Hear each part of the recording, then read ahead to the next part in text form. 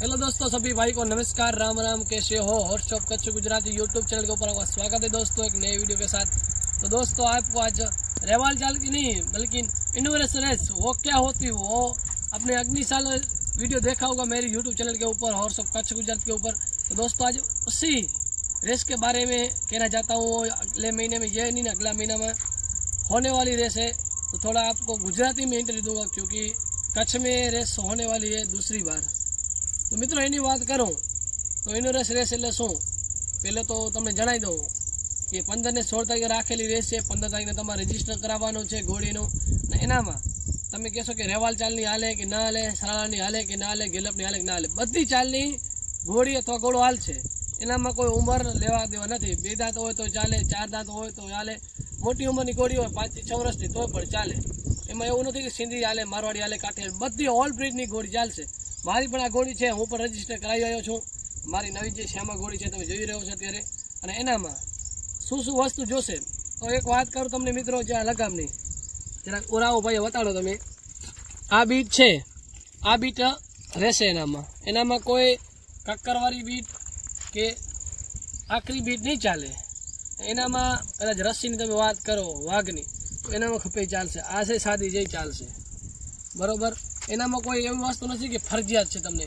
પછી મિત્રો વાત કરીએ બૂટ કે પછી આવી પેન્ટ, એનામાં પછી હેલ્મેટ ફરજિયાત છે, બરાબર।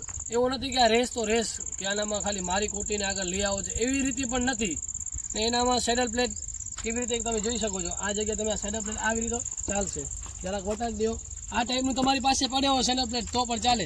અને પડછી આવી સાદી હશે તો ચાલશે, બરાબર મિત્રો। એનામાં એવું નથી કે તમારે થળાવાળી જે આપણે કચ્છી થળા કહીએ છીએ એ થળા કે એવો નહીં ચાલે। એનામાં આવો તમારે જૂના જમાનાનો સેડલ પ્લેટ પડ્યો છે આવો તો પણ ચાલશે, અને કોઈ બીજો હશે તો પણ ચાલશે। એનામાં જે આપણે રેવાલ ચાલમાં જે સામાન ગોઠવી છે એ નહીં ચાલે, પડછી એક સિમ્પલ ચાલશે, એના ઉપર થળા કે એ નહીં ચાલે। કારણ કે આ વસ્તુ તમે ઘણી બધી રેસ જોઈ હશે, રેવાલની હોય કે સરળો હોય કે અન્ય રેસ હોય, એમ આ ઇનોવેશન રેસ છે, એક અલગ પ્રકારની રેસ છે। આનામાં તમે કહેતા હો કે રેસ કેવી રીતે થાય છે। આનામાં મિત્રો 20 કિલોમીટર 40 કિલોમીટર રેસ હોય છે।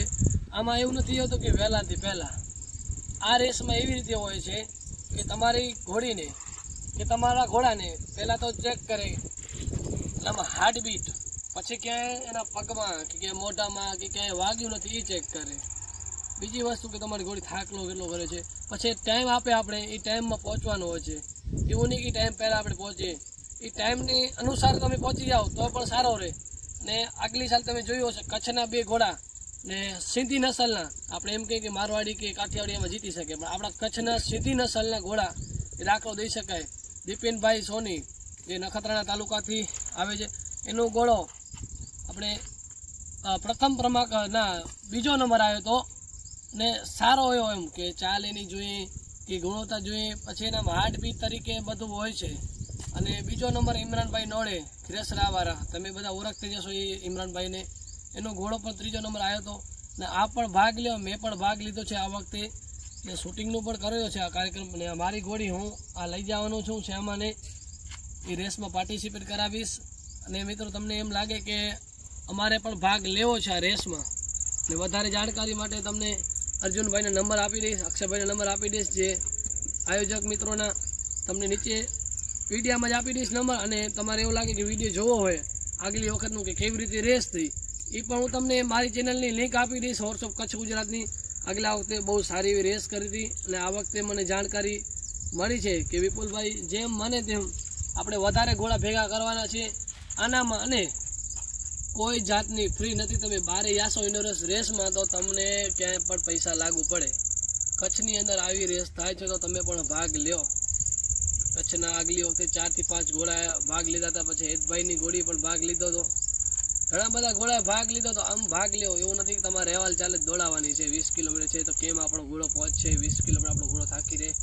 એનામાં જ્યાં પણ આપણે કેવું કે પાણીની વ્યવસ્થા રાખેલ હોય છે ત્યાં આપણા ઘોડા ઉપર આપણે પાણી નાખીને ત્યાં ઠંડક કરી શકીએ, ત્યાં આગળ ઘોડો પહોંચી જાય પોઈન્ટ પર, એટલે એના 4 થી 5 પોઈન્ટ હોય, આપણે પીવાનું પાણી આપે છે, પછી ઘોડા માટે ચરો આપે છે, બધી વગેરે વસ્તુ હોય છે। અને તમને સ્થળની વાત કરું, ચાંદ્રાણી શ્રી કૃષ્ણ ગૌશાલા, આવી જ રીતે મિત્રો બસ રેસ થાય તો આપણે સારું કહેવાય, કારણ કે રેવાલ ચાલીની રેસ આપણે બહુ બધી જોઈ। કે કચ્છમાં થતી હોય છે. આ ઇનોવેસ રેસ બીજી વર્ષ થવા જઈ રહી છે ત્યારે આપણે બધા સપોર્ટ કરીએ આવી જ બસ રેસો જોવા મળે. કારણ કે આ રેસમાં જાણવા એ મળે છે કે ઘોડાની કાળજી કેટલી રાખવી એમ. એ ઘોડો ખાલી બસ રેસ માટે નહીં પણ ક્યાં ક્યાં કામ આવે છે એ પણ જોવાનું છે. અને મિત્રો એ જાણવા પણ મળે આપણે કે ઘોડાને ક્યાં લાગતો નથી. પણ રેવાલ ચાલમાં તો આપણે ઘણા બધા જોયા છે તમે ને મેં પણ જોયા. કારણ કે આપણે જે પગની તકલીફ પડી જાય છે, આ જે પગની તકલીફ પડી જાય છે આનામાં એ બધો ચેક કરશે. ડૉક્ટર સાહેબ આવશે તમારે પહેલાં ઘોડાને જ્યાં રજીસ્ટર કરાવી આપણે. એવું નહીં કે ઘોડાને 55ની હાઈટ છે કે 56ની હાઈટ છે કે 62ની છે કે 60ની છે એ કાંઈ માન્યતા નથી લાગતી. તમારો ઘોડો તંદુરસ્ત છે, તમારા ઘોડામાં કાંઈ કમી નથી એ ચેક કરશે. હા, અને મિત્રો એ પણ જાણવા મળે છે કે આ રેસમાં કોઈને પણ ઘોડો આપવો હોય કે દાખલા તરીકે મારા પાસે ઘોડી છે ને હું મારા ટાઈમ નથી મળતો ને મારી ઘોડી એ રેસમાં પાર્ટિસિપેટ કરે તો પણ આપી શકે છે ને એના જે ભાડો આપવાનું થશે એ તમને આપી દેશે જે પણ થતું હશે. બરાબર, એવી રીતે છે કે આનામાં પછી તમારી ઘોડી ભાગ લીધો તો તમારી ઘોડીનો પેપલેટ એક અલગ નામથી મળશે. કે કદાચ મારું નામ છે, મારી ઘોડી મેં એને આપી તો મારું નામનું એક પેપલેટ મળશે. સવારનું પણ અલગ મળે, સવાર કે બીજો કોઈ ભાઈ હોય છે તો સવારનું પણ અલગ બને છે. એવી રીતે મિત્રો બસ આજ તમને જાણકારી દેવા માટે કહું છું કે આવી જ રેસમાં તમે પણ ભાગ લ્યો, બહુ મજા આવશે. મેં આગલી વખતે ભાગ નહોતો લીધો પણ મારી ઘોડી લઈને નહોતો જઈ શક્યો, વિડીયો બનાવવા ગયો હતો. અને આ વખતે મેં એવું વિચાર્યું કે મેં અત્યારે રજીસ્ટર કરી નાખ્યો છે, મારી ઘોડી લઈને હું પણ જાઉં અને આમાં ભાગ લઈ અને બહુ મજા આવશે એમ.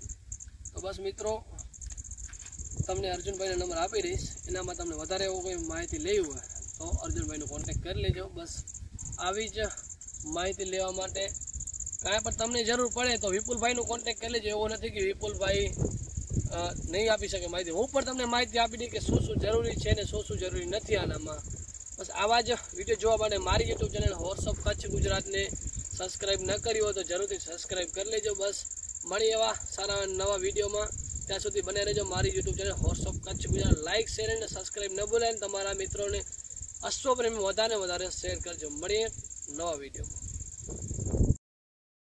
મિત્રો તમે જોઈ શકો છો આનામાં મેં પણ ટ્રાય કરી. આ ઘોડીને મેં પહેલી વખત સાદી બીટથી ટ્રાય કરું છું. તમે જોઈ શકો છો કારણ કે ચાલ સાવ અલગ થઈ ગઈ છે. તમને આ બતાડવા પૂરતો જ મેં વિડીયો બનાવ્યો છે કે પહેલી વાર લગામ રાખવાથી ઘોડીમાં શું થાય છે. તમે આ જોઈ શકો છો ઘોડીનું પાવર કંટ્રોલમાં આવતી નથી. કારણ કે પહેલી વખત સાદી બીટ લગાવવાથી શું વસ્તુ થાય છે. આમાં તમારે 2-3 ટ્રાય કરો ત્યારે ઘોડી સેટ થઈ જાય છે. બસ તમે જો હવે ધીરે ધીરે તે ઘોડી સેટ પણ થઈ ગઈ છે, જોઈ શકો છો તમે મિત્રો. તો બસ મિત્રો આવી જ ટ્રાય કરવાની છે અને આવા જ વિડીયો જોવા માટે મારી YouTube channel horse of Kutch ગુજરાતને સબસ્ક્રાઈબ કરી લેજો. તો મળે એક નવા વ્લોગમાં.